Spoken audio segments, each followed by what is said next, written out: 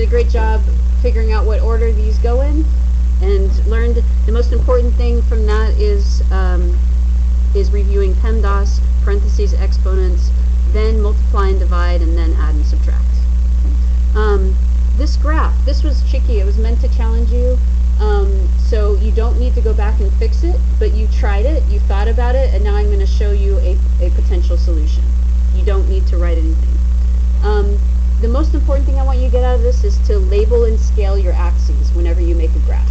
And most of you did that with the number of buses and the number of students. And you scaled it. This is called a step function, so it works because students from 0 to 45 require 1 bus. And so you have these little sections of the graph. Does anyone know what an open circle means? From context of the problem, what do you think an open circle means?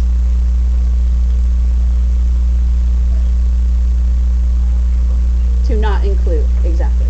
So if we have 0 students, how many buses do we need? 0, so I don't want to include that. In fact, I actually could add a point here now that we're talking about it, and that would make sense. Okay, so don't worry about what you did. That's a potential solution for graphing. And it's not one of the function families we looked at, so there's lots of them. So that's a step function. Okay, so on the back, just double check your graphs that are going in, and when you graph a linear equation, let's look at these top two. There's a couple of ways. With any graph, the most important skill you'll learn is to make an XY table and put values in. That works even for linear equations. So you get to put anything you want in for x. Use easy numbers like 0 or 1 or -1. You should make sure you have 0, some positive, some negative. Plug these values in. So 0, 7 should have been a point, 1, 5, -1, 9. Those all should have been points. So that's one way. The shortcut, if you have it in slope-intercept form, which is in your notes, you can start with, what's this called right here? The y-intercept. That's 1 point right away at 0, 1.